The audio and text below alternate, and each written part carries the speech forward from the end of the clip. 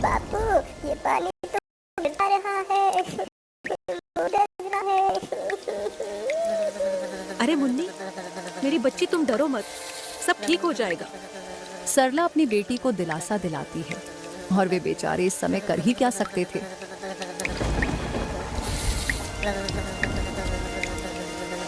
रात के आखिरी पहर बारिश रुकती है। वे जैसे तैसे करके उस रात को बिताते हैं।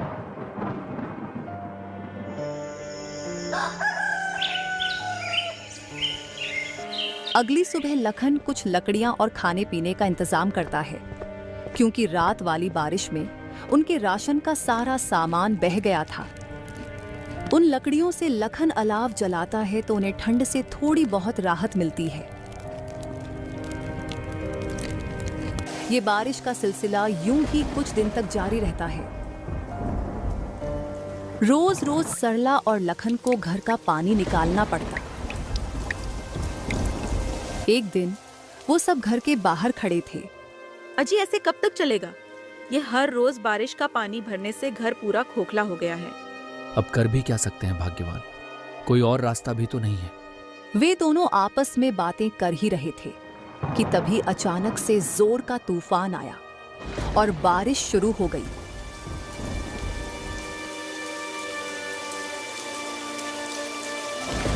देखते ही देखते लखन का सारा घर बारिश में पूरी तरह ढह गया।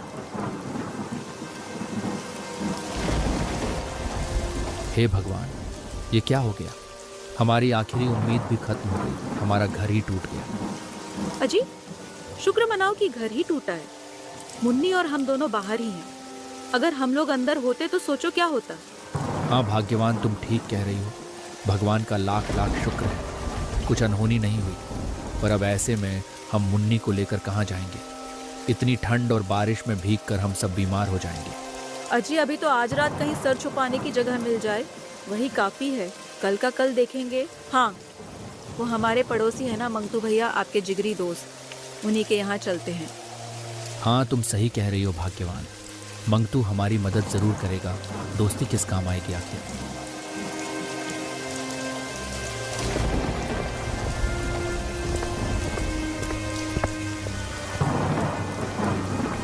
वो दोनों अपनी बेटी को लेकर मंगतू के घर के तरफ उस तेज बारिश में चलते हैं और मंगतू के घर का दरवाजा खटखटाते हैं।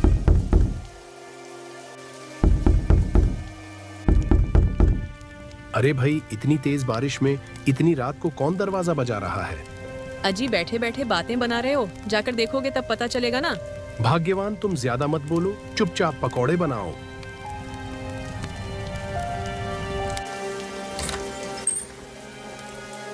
अरे लखन, तू पूरे परिवार के साथ इस समय यहाँ? सब ठीक तो है ना? अरे कुछ ठीक नहीं है मंगतू भाई, तेज बरसात की वजह से हमारा घर ढह गया है। सड़क पर आ गए हैं हम लोग। बीबी बच्चों को लेकर कहाँ जाता, इसलिए यहाँ आ गया। आज की रात क्या हम तेरे घर में रुक सकते हैं? देख भाई लखन, दोस्ती यारी अपनी जगह ठीक है, मैं तुझे रख भी लूं, पर तेरी भाभी कभी नहीं मानेगी। और वैसे पूरा परिवार एक साथ माफ करना भाई, मैं नहीं रख सकता। तू कैसी बात कर रहा है मंगतू? मैंने भी हमेशा तेरे अच्छे बुरे वक्त में तेरा साथ दिया है, और आज जब मुझ पर मुसीबत आई तो तू मुंह फेर रहा है। ऐसा मत कर मेरे भाई, एक ही रात की तो बात है, मेरी बच्ची बीमार हो जाएगी। सब समझता हूँ लखन, पर मैं नहीं रख सकता। अभी तुम कोई और जगह तलाश कर लो। लखन कुछ और बोल पाता, उससे पहले ही मंगतू ने उसके मुंह पे दरवाजा बंद कर दिया। ये लो जी, पकोड़े खाओ। कौन था दरवाजे पर? अरे भाग्यवान, वो लखन और उसका पूरा परिवार था। उसका घर टूट गया है, इसलिए यहाँ रुकने को आया था। मैंने बाहर का रास्ता दिखा दिया। अजी, लखन तो आपका अच्छा दोस्त है ना, उन्होंने हमारी कितनी बार मदद करी है। आपने ये ठीक नहीं किया जी। अरे, मैंने कोई धर्मशाला खोल रखी है क्या जो हर किसी को रख लूं? और कैसा दोस्त? अब उसके पास ना घर रहा ना कुछ और, तो वो मेरे किस काम का? मैं दोस्ती तभी तक रखता हूं जब तक सामने वाले से फायदा हो।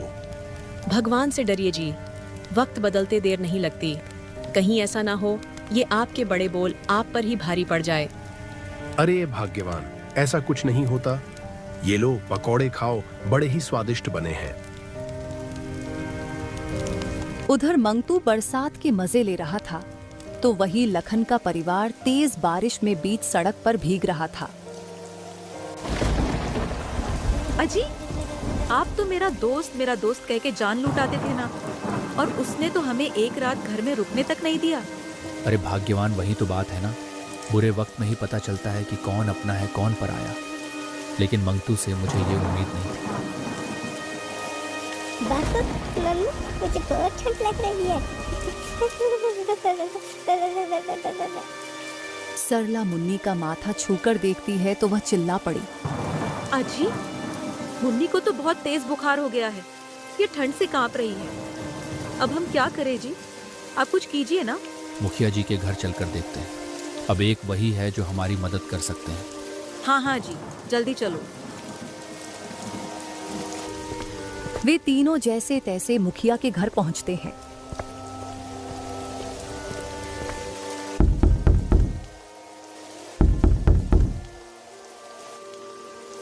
हाँ भाई, लखनऊआ बोल का हुआ, कैसे नाना हुआ? इतनी रात में काहे कुंडी बजावत है?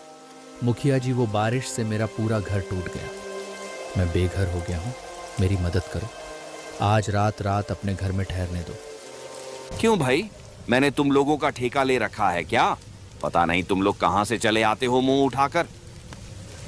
मुखिया जी, आप गांव के करता धरता है, अगर बुरे समय में आप ही हमारी मदद नहीं करेंगे तो और कौन करेगा भला? अरे मुखिया हूं तो क्या हुआ, मेरी हवेली कोई धर्मशाला थोड़ी है। अब तू यहाँ से चुपचाप जा रहा है या नौकरों से धक्के मार के निकल आऊं? मुखिया ने उनकी एक भी नहीं सुनी और उन्हें धक्के मारकर हवेली से निकलवा दिया।